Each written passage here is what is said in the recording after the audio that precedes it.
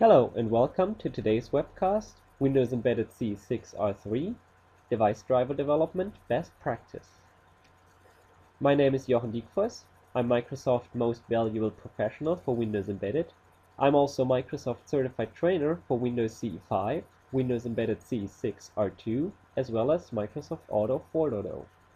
Furthermore, I'm Microsoft Certified Professional, Windows Embedded C 6R2 Developer. In my daily work life, I'm a senior software engineer and consultant working in Windows CE BSP, driver, as well as application development. Unfortunately, as of now, Microsoft does not provide a certification neither for trainer nor MCP for the current version of Windows Embedded CE. I work for Electrobit. We provide demanding embedded software and hardware solutions.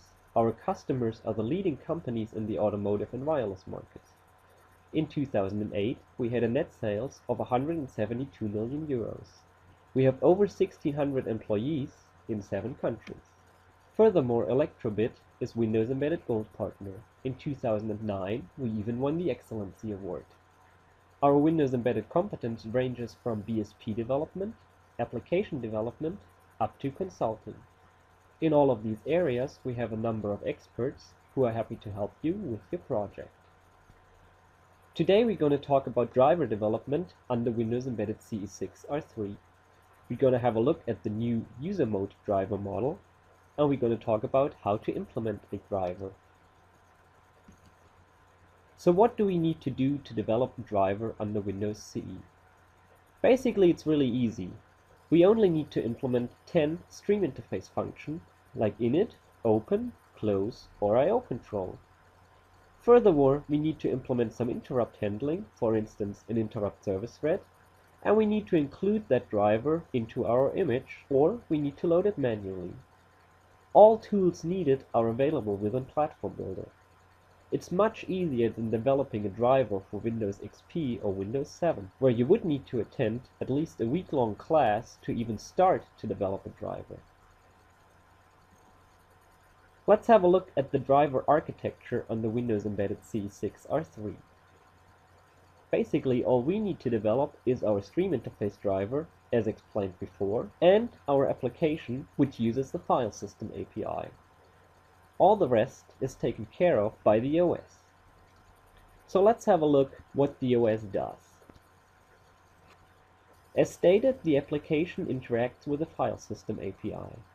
The device manager is responsible for loading and managing the driver, so the file system forwards the call, in this case create file, to the device manager, which then figures out which driver to load or to open.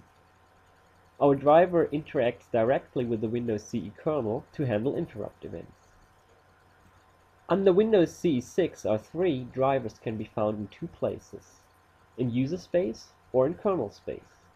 Windows CE 6 allows for a clear separation of kernel and user space. When a driver is in user space, it runs in a host process, udevice.exe, whereas a kernel mode driver runs directly as a DLL in the kernel. Marshalling is done through the Win32 CE API. So how do we best develop a driver for Windows Embedded CE 6R3? It's best to develop our driver first in user mode. The advantages are the increased system stability, as the kernel is isolated from the user mode driver, which also gives us an increased security, as the kernel is protected from our driver. If our driver crashes, the kernel still runs stable. That allows for an easy recoverability if an error occurs in our driver. After our driver runs stable in user mode, we should move it to kernel mode for better performance. But be aware that not all drivers are able to run in user mode due to the user mode restrictions. For instance, display or networking drivers will not run in user mode. So what does the user mode driver framework look like? As seen in the overview, the user mode driver is hosted by a host process called udevice.exe. Udevice.exe can run multiple drivers within one host process. It is specified in the registry in which host process a specific driver should run. We should use our own copy of uDevice.exe, which we should rename, to instantly see which driver is running, rather than having to look inside each uDevice.exe to see whether our driver is running in it. We should run drivers that interact with one another in one and the same uDevice.exe for better performance and less context switching. The second part of the user mode driver framework is the reflector service, which runs in kernel mode. The reflector service is launched and managed by the user mode driver host process, the uDevice.exe. The reflector service serves the user mode driver on kernel privilege actions, the goal of which is that for an application there is no difference between a user and a kernel mode driver, as the application should not be concerned where our driver is running. So let's have a look at the user mode driver framework. As stated before, our applications running in user mode interacts via the file system API with the device manager. The device manager then interacts with the reflector service, which gets forwarded to our user mode driver host application, the uDevice.exe.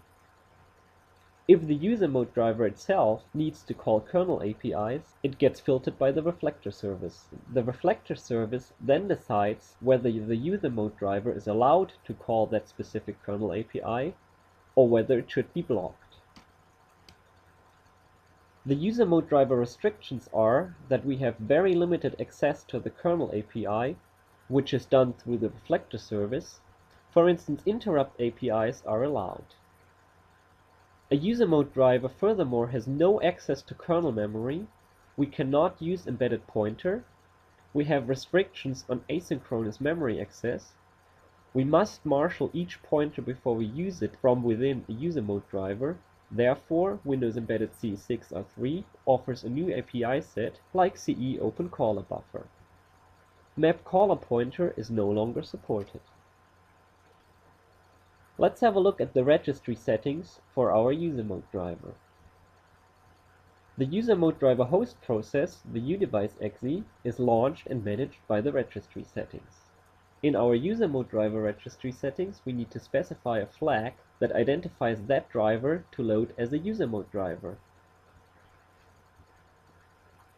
The second file we need to adjust is the binary image builder file. We have three possibilities of fixing up our driver in the modules section. If we use the K flag, it will run in kernel mode. If we remove the K flag, our driver is specified as a user mode driver. If our driver needs to run in both kernel and user mode, we need to specify the Q flag. Our driver will then load twice, once as the name of the driver.dll and as k dot the name of the driver.dll, which then runs in kernel space. Drivers can be found in many locations. First, in our BSP, board support package, under public common oak drivers, and under platform common. Please only modify driver code in your BSP to ensure that the code works for all platforms. If your driver now, for instance, is not in your BSP, we need to clone it. Therefore, we manually copy it over to our platform, edit the DIRS file to include the cloned code, edit the sources file to correctly build our cloned driver, edit the BIP and rec files accordingly as seen in the slides before, and maybe we want to create a catalog item to include the driver in our BSP. Of course, we want to debug and test our driver as early as possible. Therefore, it is crucial to get Kittle working early. For better performance, we can use a hybrid image, which is a retail image with our driver or other parts that we need to debug our driver as a debug version. In order to create a hybrid image, we can either set the compile_debug to 1 from the command line, or we can set cdefines in our sources file. We could also create a platform builder subproject for our driver and compile that as debug. It is also important to use kernel profiling for performance measurement. Help can be found on our webpage, www.electrobit.com, on our blog, Discover the Windows Embedded Experience, under discovertheexperience.blogspot.com. You could also go to the Microsoft Embedded homepage, or you could go to some Microsoft forums, for instance, for Windows Embedded Compact, or the application development for Windows Embedded Compact. Thank you very much for your attention. I hope you enjoyed it. Take a look at all my other webcasts. Goodbye.